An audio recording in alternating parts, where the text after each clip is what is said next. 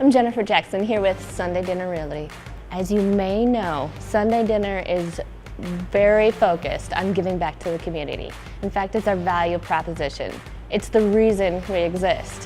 What we do is take 10% of every single real estate sale. So not just one here or there, but every single real estate deal, and give it back to local charities and nonprofits in our community.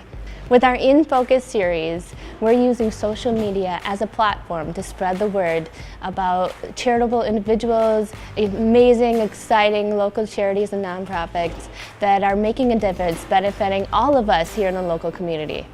We would like to put them in focus to applaud them for their amazing superhero endeavors. So let's get this party started. Woo, woo, woo, woo.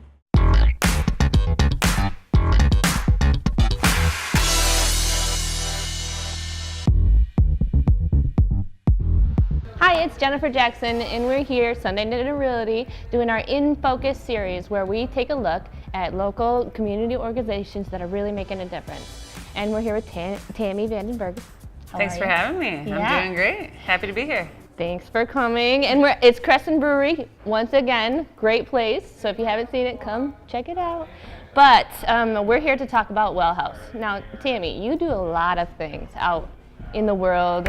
You have a lot of stuff going on. Tell me a little bit more about you. So I'm from the area, grew up in Wyoming, and went to Calvin College in Grand Rapids, and have been a human rights activist since I was pretty young. Just really interested. It's just basically as long as I can remember. Yeah, just sort of, why do some people in our city have these opportunities and live this way, and then why do other people in our community not live that way or not have those options, or in the most extreme circumstance, why do they live outside? Yeah. So from a young age, that was something that I really didn't understand, and I was very concerned about. And so here I am, now I'm 42, and I've spent about 20 years of my life trying to figure that out and doing everything within my personal power and trying to build a community and a movement to address this issue, which I think is 100% solvable. So at what point in your life did you see, okay, I keep seeing these things, I care about these things, but I gotta do something. Because you were already established. You were already out there doing your thing, rocking the world. You didn't have to do this, but you had something that said, okay, I have to do this. I think, I own a couple of businesses now, the Meanwhile and the Pyramid Scheme. And before I opened those businesses, I was working on homelessness issues for about 10 years. Everything from working in emergency shelters to transitional housing to rental housing. And so and just listened to people living on the street and looked at the research. And then I opened my businesses and had the great luck and also worked extremely hard to have a couple of very successful businesses. And that allowed me to circle back to that work and do it the way that I wanted to do it, based on what I heard people on the street saying they wanted and needed. Yeah. And so I felt that a lot had been given to me, and I also felt that I had that knowledge from my previous work, and so I felt that I really didn't have a choice. It was, okay, you have the knowledge, you have the resources, get back out there. Yeah. So I was looking a little bit into Well House and the different things that you do there. And one of the videos you have on the website was of Sam Zemberis. Yep. Right, okay. Yeah. And I was listening to that, and I'm like, this is right on, talking about housing first, and that's the whole idea of Well House. And he took it a little bit further to talk about how people that are 30s and under, kind of having homelessness is a regular thing, it seems. It seems like normal to see, oh, this person is homeless here or here, and it's in our everyday lives, but that wasn't always the case. Right. Anybody a little bit older, because this started kind of in the 80s and grew and kind of stayed, and it hasn't gone away, whereas before there would be spurts of homelessness and then it would go away. Right. But now it's just not going away, because the way that we're working, well, it's like the cookie cutter effect isn't working to help the people in the needs that they actually have versus what we think they should have. Right. And I was like, that is really cool. Tell me about the different locations that you have for people. Well, first of all, well done on the research. And just to comment briefly on that, I thought that was an incredibly compelling point of his, how when you see children, if you have children, I have a daughter, the first time they see somebody living on the street, it's shocking. It is absolutely shocking. Why is that person in that doorway with their stuff, and particularly in the winter, or just any time. And so at some point, we start to lose that, right? We just see people, and then the messaging also is very much around bootstraps, and it's very much around, we are all responsible for our own situation, and we create our own destiny, right? So that's kind of a lot of the messaging, and then that allows a lot of people to say, well, they must have done something, and so that all goes together. Not realizing all of the systematic issues that come into play, and we have no idea what that person has been through, right? Right. And that person is a human being, and human beings should not be living outside. So back to Well House. So at Well House now, what I heard from people on the street over and over and over again was, I just need a place to live.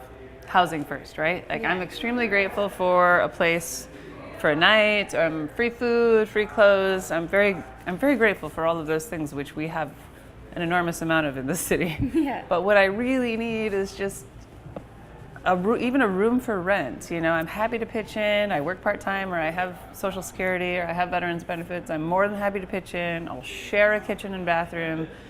But I do want to be treated like an adult. If I want to have a beer, I want to have a beer. If I want to have overnight guests, I want to have overnight guests.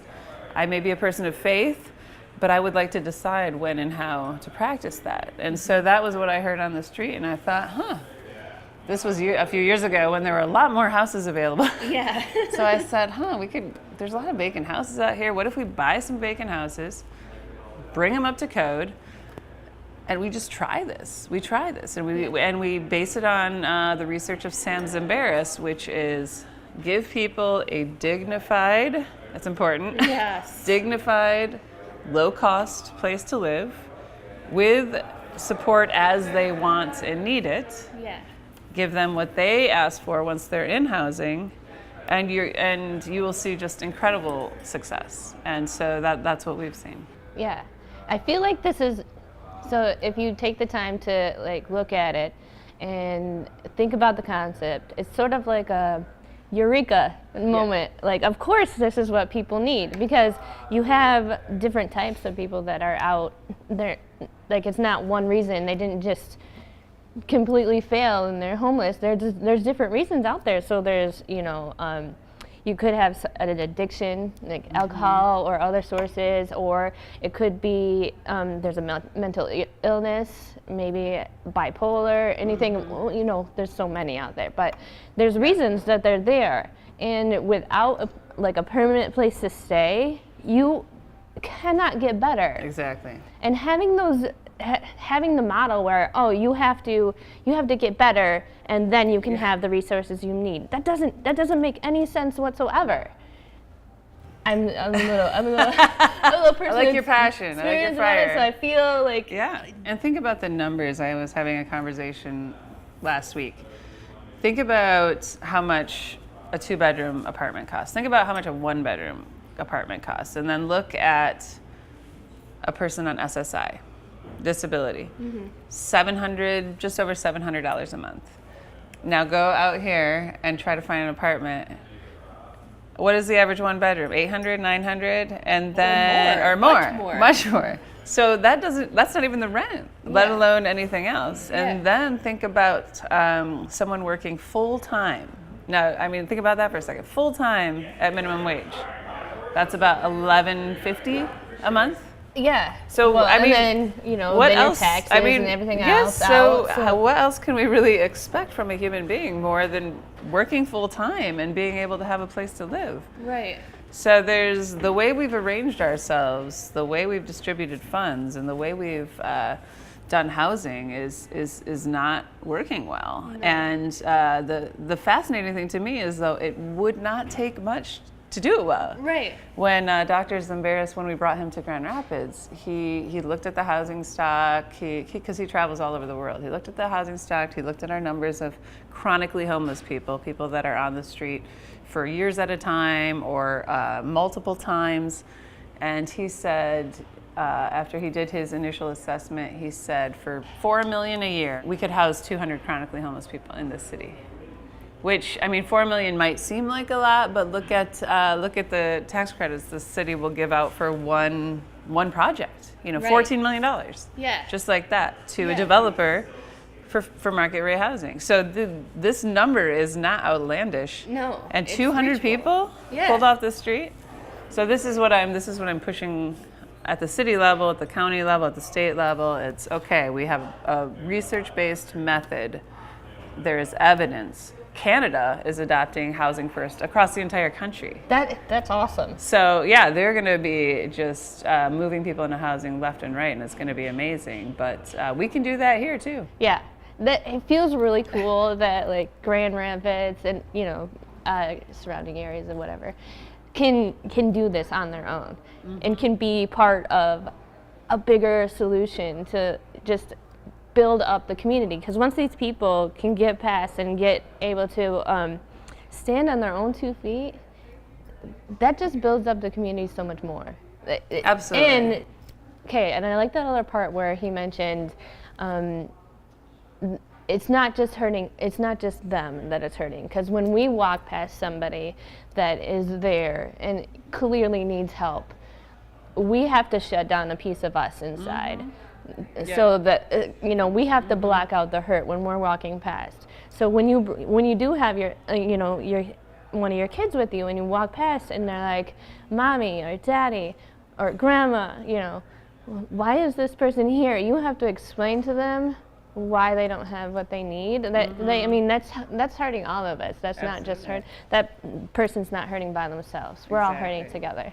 Yeah, we have a wonderful city. I love this city. It's a thriving city. There's so much going on, but we will never be a cool city until we don't let our neighbors live outside on the street. It's one thing if resources are tight and it's a depression or a recession, but in the middle of a booming time where so many of us are thriving, the city is booming, there's more tax funding coming in than ever, nonprofits are doing better than ever, and yet here we are with this group living outside. It's not a good look.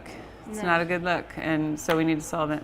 How much cooler will it be if we could be the example, like, look what they're doing.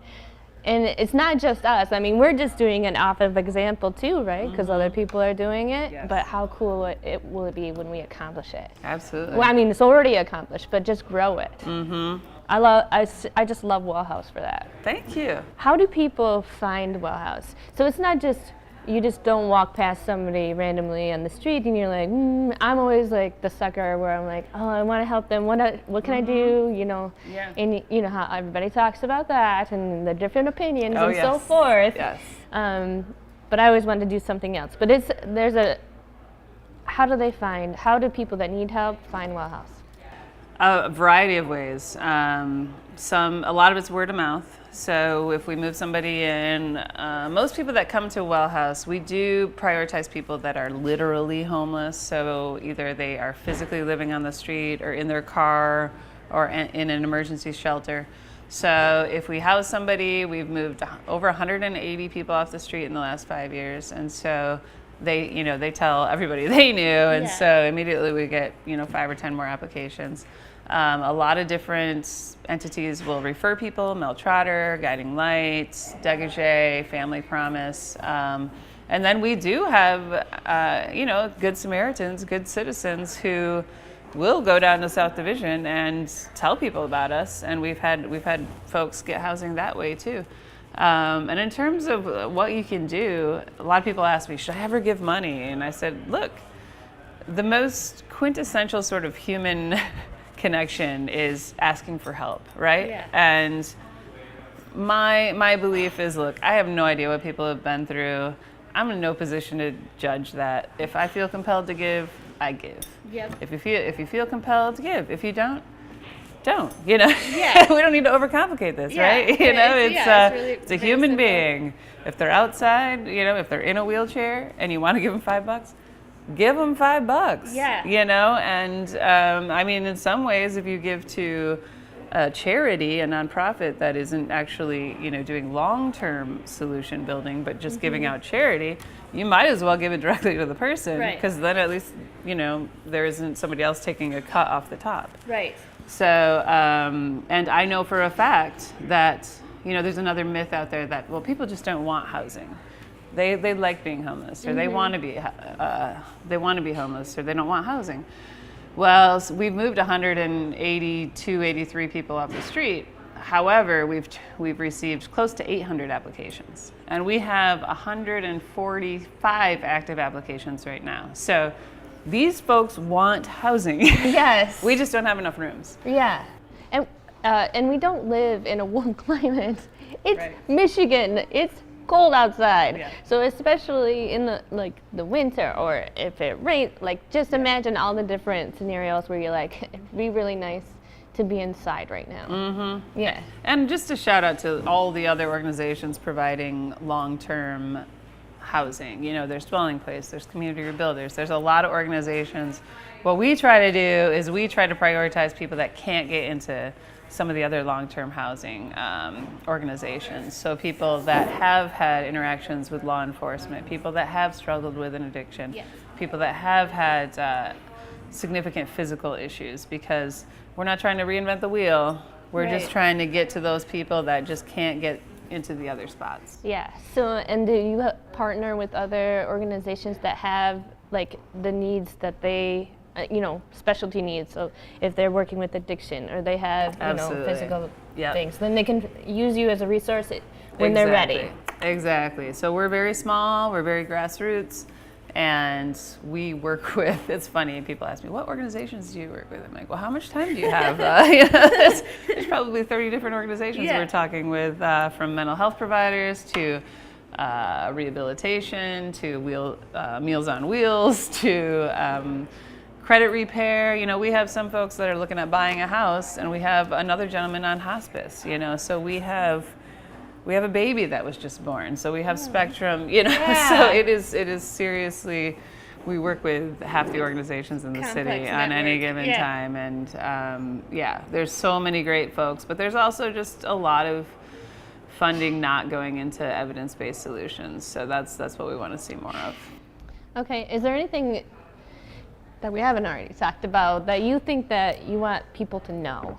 Well, I want to thank Sunday Dinner Yeah. for all of their support. They've been really great, and the community at large. You know, when I took on Well House in late 2012, early 2013, we had 3 houses, and we had a budget of about $60,000. And this year we have 14 houses, we have 7 lots to grow food on, and we have a budget approaching $1 million.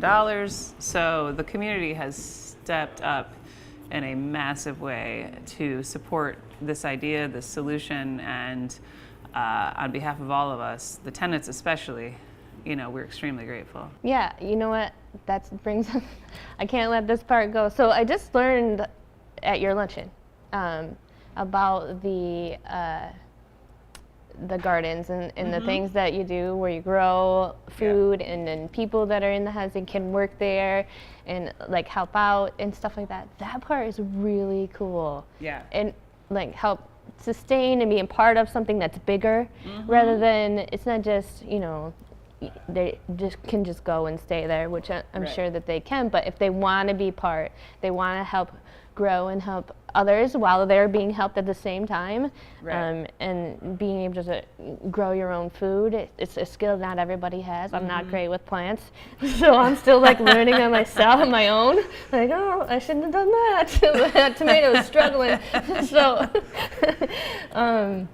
it's just, I know, I think that part is really cool too. It's different. you. And it's clever, and I don't know, I'm into it. Awesome. It's been very successful. You know, you think about, what do you need? You need a place to live. What do you need next? You need healthy food. Yeah. And you also need meaningful things to do with your time. You know, people that have been on the street feel so worthless and so invisible, and they feel like they have nothing to offer. And so finding something meaningful to do with people's time is really, really important. And then, you know, the nutritious food is great, and then we can pay them some funding so they have more money. So it's just this win-win-win situation that's been working very, very well. Yeah, it's just a circle of goodness Yeah, that grows. exactly. Well, I'm so glad that we finally got a chance to connect and talk about Well House and tell other people about Well House. Yes. Sunday Dinner is just blessed to have met you and help build you guys up. So it's been great. Thanks for having me. Yeah, of course. And so we're going to call it a day, but check out Well House's website, which is? It is wellhousegr.org. Check it out, participate, tell people about it, and we'll talk to you soon. Thanks.